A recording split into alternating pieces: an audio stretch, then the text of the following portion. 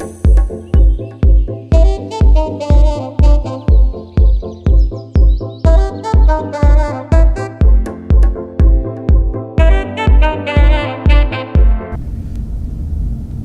I'm Sarah Nocella. And I'm Andrew Stankwitz. We are both students here at THS, and we welcome you to the winter 2019 edition of Crossing the Bridge, which features segments from Tyngsborough elementary, middle, and high schools, as well as town organizations and departments that often work in conjunction with the schools. With the school year well underway, we have seen a renewed interest in a club that first ran here 2 decades ago. In the following segments, we talked to the members of the robotic team and are excited to show you what their new officers and members have accomplished in a relatively short time.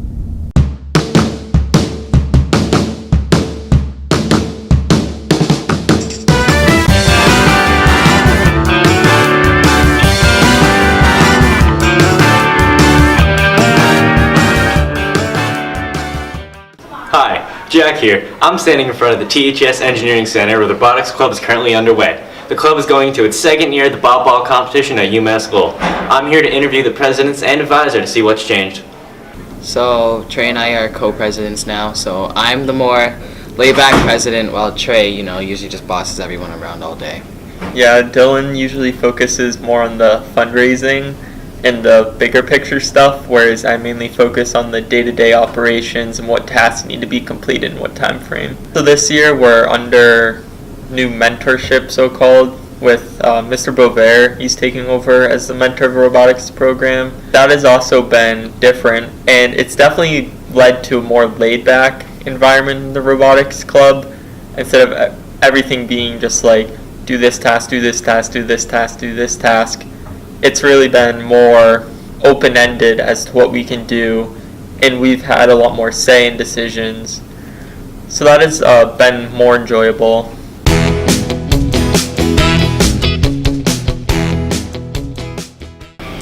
So I am now running the bot ball for the high school, which is different. So we're doing things a little bit different this year, where the middle school doesn't have a bot ball team. They're doing more of a different type of program that's not as extensive as bot ball. So me personally stepping over to the high school version, they came in 4th last year, and so it's now taking what we learned last year at the middle school and trying to not make some of those mistakes that we made last year. And yeah, 4th place in the first year is exceeded everyone's expectations. So we definitely have big shoes to fill, but I'm excited because we know so much more this year than we did last year. And with how well we did last year and knowing a lot more, I think that there's a good shot that we can do even better. As presidents, we still try to take in everyone's opinion, but at the end of the day, you need that one person to lay down the law and say, this is what we're doing and this is when it needs to be done by. So this year, we're taking more of a focus on fundraising during these early months, because like I previously mentioned, last year we did this. We kind of jumped in the middle of the program. We barely made the cutoff date for sign-ups, and everything was rushed. It was our first year doing it, so we were kind of doing everything on the fly, whereas now we have a more set guidelines based on last year, so we know what needs to be done. We can learn from our previous mistakes where we didn't have that opportunity last year. So this year we're focusing more on fundraising during these first 2 or 3 months, and Dylan's been doing a great job at that, just getting money from sources like the GoFundMe. We're also potentially hosting a robotics club dance that should also bring in some money. Called the Robotics Bot Ball. I think it's, from doing soccer in the fall, it's just a good change of pace. I think it's also needed in the school. We have a good balance of after-school activities, but not many clubs. So if we can get some clubs going and get them bigger, then we can maybe have that good balance between sports and other extracurriculars. I want to encourage students to either join or continue with the robotics team, especially with Kate, Sarah, Molly, and Julia, and Sam. They're all new members, and I just want to make sure that they continue with the program and make sure that they can have fun as well. This has been a look into the day-to-day activities of the Robotics Club at Tyngsborough High. The new presidents, Trey and Dylan, have warmed up to their roles of leadership under the new club advisor, Mr. Bovair. If you're interested in joining, the club meets after school from 2 to 3:30 in Mr. Bovair's room, room 104. Also, don't forget the Bop Ball Dance on March 8th. For more information, talk to Trey or Dylan. While we are on the subject of extracurricular activities, we'd like to share a segment featuring Tyngsborough elementary clubs and after-school activities.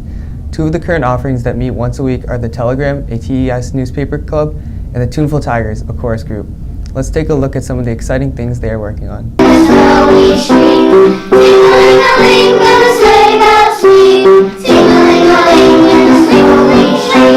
What I like about this club is we show a lot of teamwork and empathy and a lot of perseverance, learning how to do these songs and practicing hard words in the songs. And what I like about this club is it's just that it's really fun.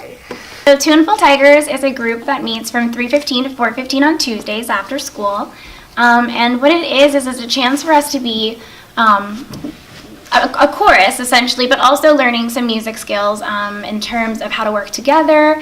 We've also had a chance to be able to write some of their own music. The big focus is the assembly. So the guidance department, we put together community assemblies for the grades that focus on a core value, and what I try to do is teach the students in Tuneful Tigers some songs that supplement that idea, and we perform them at the assemblies.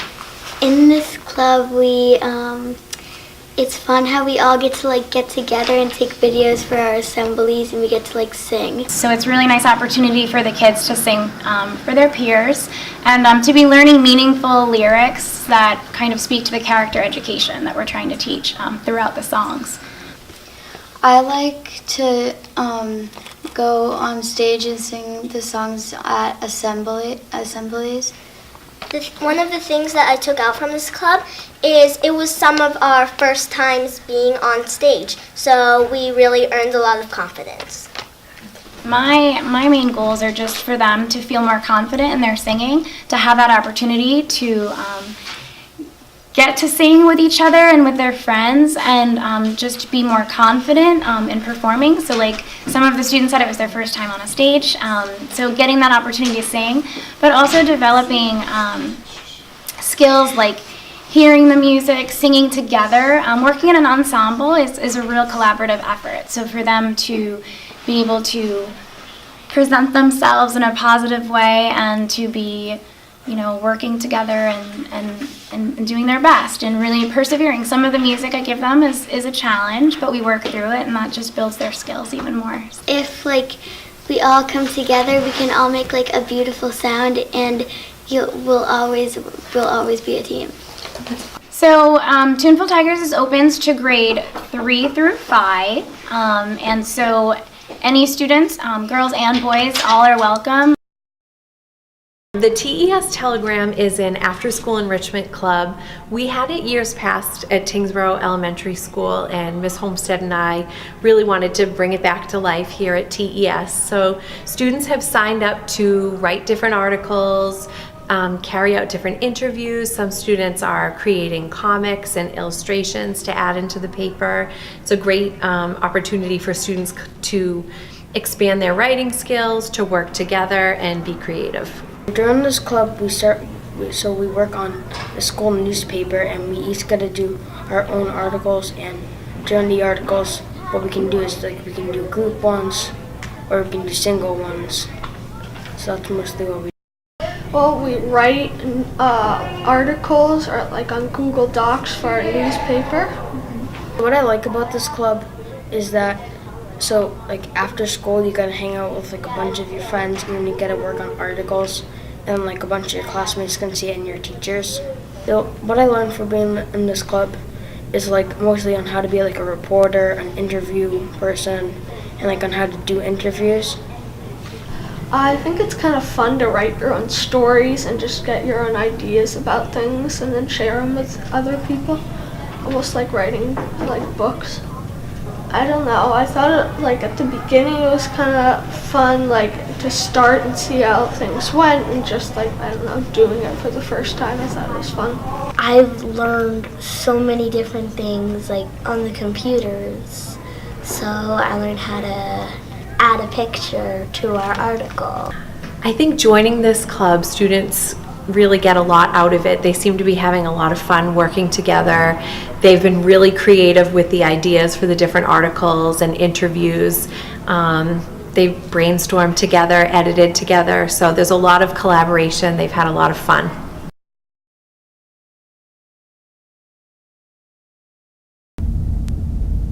While many enjoy the variety of weather New England offers, cabin fever and desire to travel leads many of us to want to check out other climates and cultures.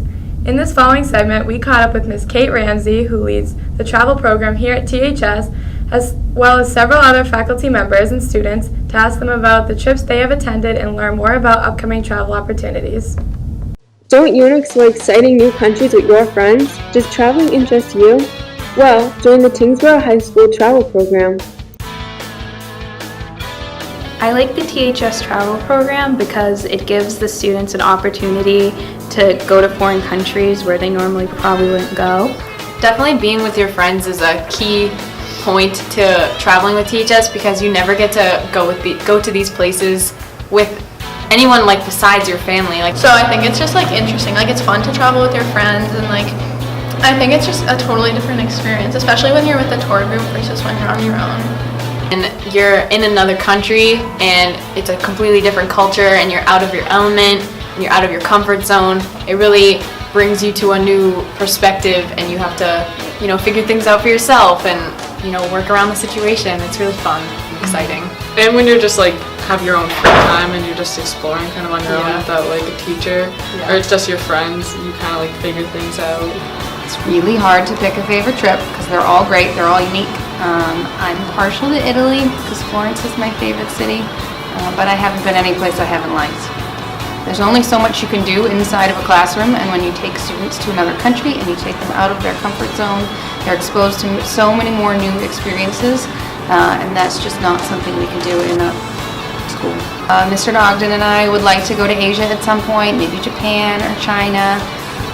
Machu Picchu, Peru, definitely on the bucket list, and Iceland, seeing the glaciers would be good, but we always like to go to Europe. They always tend to be very popular. Going to Greece in April, so I'm so excited for that because we're going to see more history and have more of the free time and everything. So I'm really excited. So I have the opportunity to travel on multiple trips, but for me the trip to Give Kids World Village is always my favorite. It's a service trip where each student completes approximately 25 to 30 hours over the course of the week while we visit. My favorite trip is really hard to decide because I've done both London and Paris and Give Kids the World, and those are on such different levels that it's really hard to compare them. They're both amazing, life-changing trips, and I absolutely loved both of them.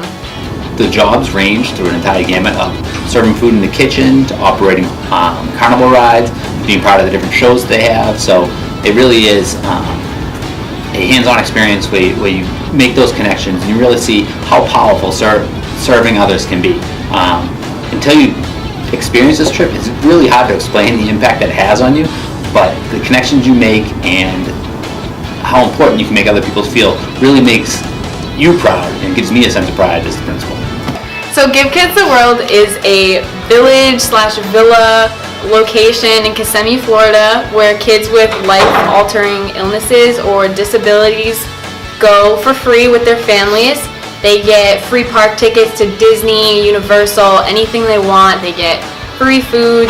They have a great time. They have parties. It's a great place for them. So it was really nice to just get to know them and have fun with them for the week. We were stranded in the airport for a long time, so we got to spend a lot of time together. And even some of the kids that aren't on my caseload that, I just kind of knew their face beforehand or knew their name, that I really got the time when we were in Florida to have fun with them, get to know their personalities, and I really enjoyed that part of the trip, in addition to a million other things. I'd say my favorite part of the experience was actually getting to know the students from here that I went with on kind of more of a casual level than I guess we get to know at school. Some of them, have been on my caseload for years, but I only really get to see them at course selection time. So by having a travel program here at Tyngsborough High, it allows students to experience things outside of Tyngsborough. A lot of kids would not have this opportunity to travel, whether it's internationally or on some of our service trips, without this program. Getting that life experience is huge. We've had graduates come back and tell us that they were now more comfortable to travel, whether it was for a semester abroad or for a summer trip with friends. So I really think it opens up you to a world of experiences that students may not have the opportunity to experience elsewise.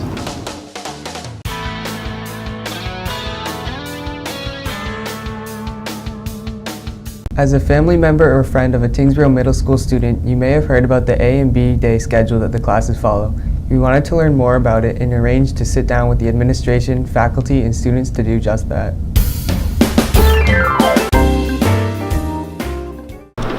As high school students, many of us haven't been in the middle school recently. Since our time there has been a change from the traditional schedule to the alternating schedule, which is known as the AB Day schedule. We spent some time talking to faculty, staff, and students about how it improves the middle school experience.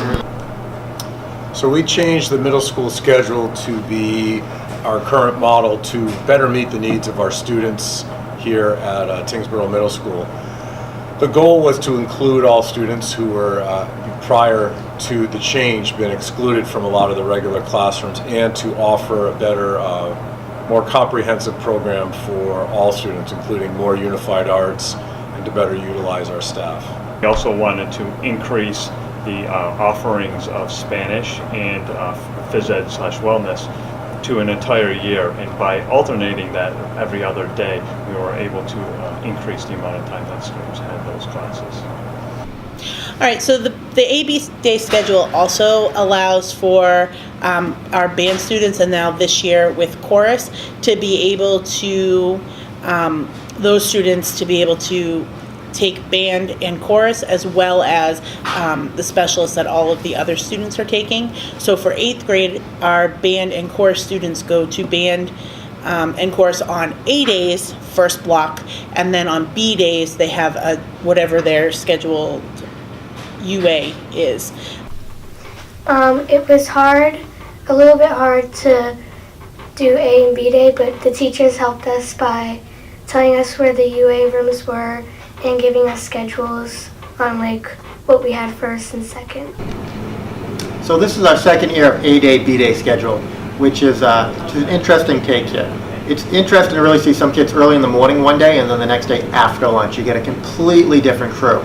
Same kids, but it's a different class. Different energy level, different level of participation and things like that. My favorite thing about having an A and B day schedule is that if you do something boring one of the times in UA, you can do something different in the next day. And if you have homework in one of the classes, you don't have to get it in the very next day. We only teach 48 students. It allows for us to be more mindful of who needs what at what time. I like the AB schedule, but when I first got here, it was hard because I didn't know what class I was in. I am just starting to get used to the A-B day schedule.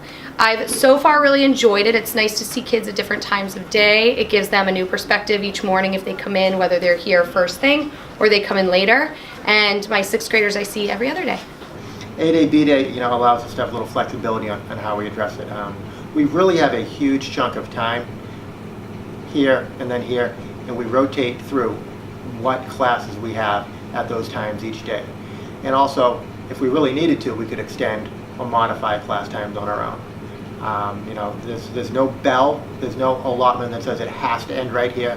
So the teachers can really work together and say, we want to extend a little bit here and overflow here, or cut short here as needed. If you need a project to be finished, if kids need a test to get finished, if you really need to extend a lab or anything like that.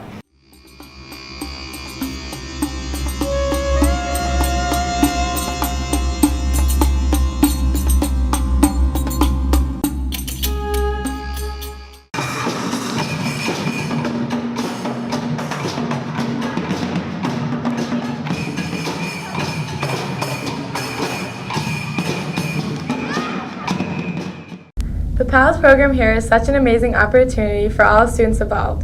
In this next segment, we spoke to special education teacher and PALS facilitator Ms. Taylor Makovich about the programs, as well as several of the students involved who shared stories of their experience.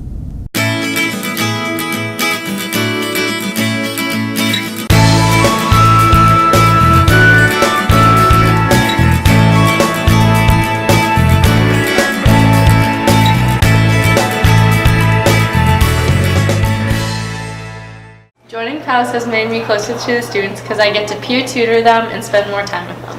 I enjoy being a PAL because it's a really eye-opening experience and it's really fun to be a part of. So the PALS program started actually before I came to THS. There was a very small program. I think it consisted of like maybe 5 or 6 members. And I kind of jumped in on that, and from there we grew it to something bigger and to what it is today, which is, I think we have over 50 members. And we've also included people that aren't in Tyngsborough but are still in our school district, so they get to participate in our events as well. Some of the activities we do with the kids, we've done bowling, we've had paint parties, we've gone to UMass hockey games, mini golf, ice cream, picnics in the park, and then from there it's expanded to girls' nights at someone's house where they paint nails and watch movies, or a boys' night out at Smoky Bones for wings. So outside of the things that we plan together, we've done more intimate, personal things where the kids can plan things on their own. My favorite memory in PALS is the Christmas after-school party when we made Christmas trees out of ice cream cones. My favorite memory in PALS is when we got to go to the mall and see Santa and buy gifts for their family. My favorite memory is when we were in the dodgeball game for the PALS. Oh my god, the PALS dodgeball game, and we led the team to victory and beat all the teams. It was so fun. To join PALS, you first have to be a junior or senior in high school. You'll fill out an application form and complete a writing prompt where you say why you want to be a member of PALS, what kinds of relationships you have with the current members, and the commitment level you can bring to the group. And then from there, I try to take as many kids as I possibly can. It has gotten really big in the past, so we've had to limit it to seniors, but I do try to take all juniors and seniors that do apply and have really good intentions and just want to be a good friend to someone. I was interested in PALS first because I've always wanted to be a special education teacher, and I love peer tutoring for TMAX class, so I just really wanted to be a part of PALS. Something that I really want to stay away from is an us versus them mentality, so I'm really adamant in PALS about everyone being a PAL. There's no separate groups, and we never do an us and a them type label. This experience affected me as a student because I get to see what a lot of students have disability-wise, and I get to work with that, and working with it really makes me happy. Joining PALS made me closer to the students because I get to hang out with them after school and do fun activities with them that I wouldn't normally do. We're all pals and we're all friends, and so far it's worked really well, and we've called it a friendship group, and it is truly that.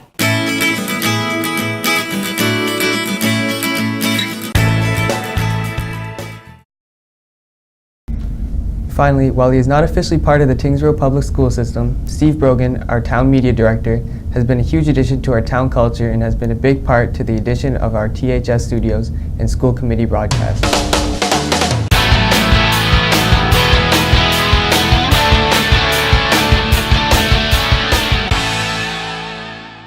So for Tyngsborough Media, I handle all of the town's PEG access operations, which includes the public education and government channels. I also do a lot of the social media for the town, so Facebook and Twitter, stuff like that. My primary charge, though, is to engage the community to want to produce their own content to get out whatever message that is to the community. So my favorite part about the job, I guess the thing I like the most about the job is the interaction with people. I've always had a lot of fun with trying to engage folks and get them to come out of their shell a little bit, to do something a little different. Doing stuff in media, oftentimes you're put in front of a camera, like we are right now, and that can be, for a lot of people, difficult, but then working with them to, like I said, come out of their shell a little bit and be able to do that in the end, and then they end up enjoying it so much that they keep doing it on their own. That's probably the most fun thing I've had with this job. There's a lot of things that I enjoy about it, but that's what most things I enjoy. Right now, we're working on designing and building a new PEG Access Center for the town of Tyngsborough. It's something that we haven't had. A lot of other communities, in fact most other communities around us have one already, but it hasn't happened here yet. So I've been tasked with this project, and we're currently in progress on the project, so we haven't actually completed it as of yet. But it's been a very interesting learning curve for me. I'm not a developer or a builder, you know, that's sort of out of my wheelhouse, but learning all the different ins and outs of that project, as well as making sure the money works and the facility is going to be adequate, budgeting in the future so that the facility can continue itself, and then most of all, getting the community engaged so that the facility doesn't just sit empty, but so that the community is coming in and using it. So biggest challenges right now, PEG Access is actually facing a really large challenge where potentially we could lose a portion of our funding because of some regulatory changes at the FCC. We're still waiting on a determination for this. By the time this broadcast, we might have a determination. Depends on where the government shutdown goes and when that ends. But that said, that's probably the biggest thing facing us right now. We don't know what exactly it's going to mean, how much funding we'll lose, if we lose any, if this even goes through or not. It depends what happens with that, really. Aside from that being obviously a very large one, potential problem, aside from that, really the biggest challenge is just, like I said earlier, getting the community, like yourselves, involved in producing content for the PEG Access channels. And it doesn't have to be anything complicated for folks. It's mostly just like telling what your story is or asking whatever your question for the community is and so on. It's getting those folks, though, to come out of their house, come out of their shell a little bit, and be able to ask those questions or to tell their story or whatever the case may be. That's probably the biggest challenge, I would think, aside from the funding aspect of it. So.